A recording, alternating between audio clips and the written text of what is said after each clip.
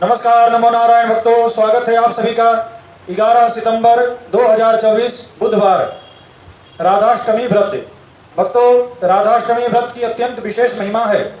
ऐसा कहा गया है 1000 निर्जला एकादशी व्रत करने से जो पुण्य फल प्राप्त होता है उससे भी 100 गुना पुण्य फल राधाष्टमी व्रत करने से प्राप्त होता है। राधाष्टमी व्रत की बहुत विशेष महिमा शास्त्रों में बताई गई है। जो व्यक्ति करोड़ों जन्म में ब्रह्म हत्या जैसे महापाप किया है, वह व्यक्ति भी केवल एक बार राधाष्टमी व्रत कर लेवे तो उसके करोड़ों जन्मों के पाप नष्ट हो जाते हैं। करोड़ों जन्म के ब्रह्म हत्या जैसे महापाप भी केवल एक बार राधाष्टमी व्रत करने से नष्ट हो जाते हैं। भक्तों, शास्त्रों में स्वर्ण दान की विशेष महिमा है।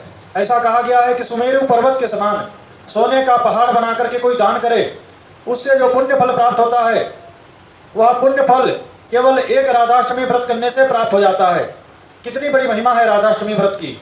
भक्तों, यह राधाष्टमी व्रत भगवान श्री कृष्ण और राधा रानी दोनों को प्रसन्न करने का एक महा उत्सव है। इसी दिन राधा रानी का जन्म हुआ था। अवतरण तिथि है माता राधा रानी की। यह राधा रानी का उत्सव सभी भक्तों के लिए एक वरदान है।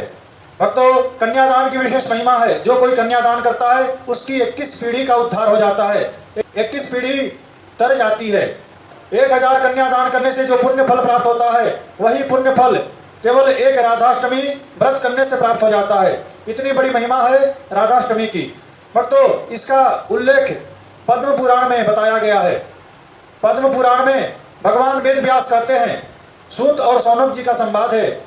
सौनक जी महाराज ने सूत जी से पूछा है कि हे महाराज, हे ज्ञान के भंडार, ज्ञान की मूर्ति सूत जी महाराज, हे प्रभु, राधाष्टमी व्रत की क्या महिमा है, इसकी क्या फल है, वह कृपा पूर्वक विस्तार से बताइए। सूत जी महाराज प्रसन्न हुए और सूत जी महाराज ने कहा कि हे सौनकादि ऋषि, आप जिस व्रत की महिमा के बारे में पूछ रहे हैं, यही व्रत की महिमा एक बार देवर्षि नारद ने अपने पिता ब्रह्मा से पूछा था और ब्रह्मा ने जो देवर्षि नारद को सुनाया वह आप लोग सावधान होकर सुनिए।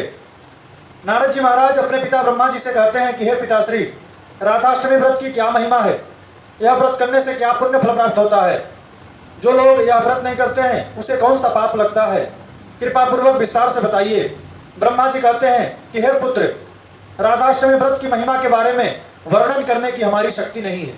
यह अथाह, यह तो एक सागर है। राधाष्टमी व्रत महान व्रत है, इसका वर्णन करना संभव नहीं है। ब्रह्मा जी ने कहा कि हे पुत्र नारद, सभी वैष्णवों के लिए राधाष्टमी का व्रत एक वरदान है। जो कोई राधाष्टमी का व्रत नहीं करता है वह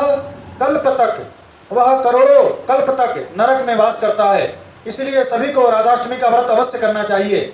यह राधा रानी का अत्यंत प्रिय व्रत है। ऐसा कहा गया है कि गंगादि पवित्र नदियों में स्नान करने से, पवित्र तीर्थों में स्नान करने से जो पुण्य फल प्राप्त होता है उससे भी 100 गुना पुण्य फल केवल राधाष्टमी व्रत करने से प्राप्त हो जाता है। इतनी बड़ी महिमा है राधाष्टमी की।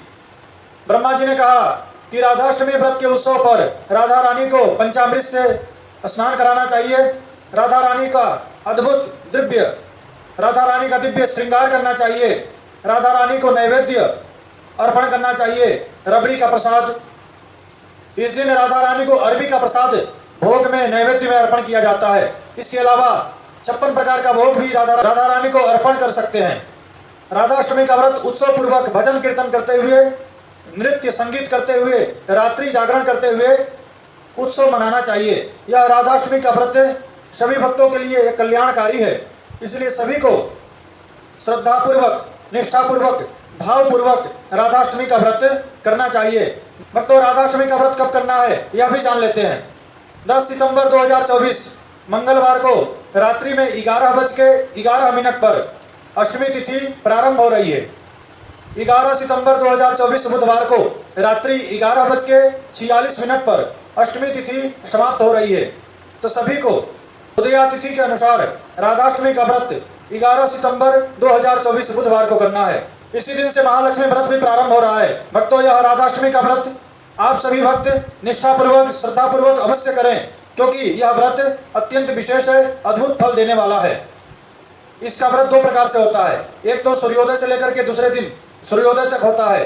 दूसरा व्रत ऐसा होता है कि प्रातः काल से लेकर के मध्याह्न काल दोपहर तक व्रत किया जाता है। और दोपहर में राधा रानी का उत्सव मना करके कुछ लोग भोजन प्रसाद भी ग्रहण कर लेते हैं।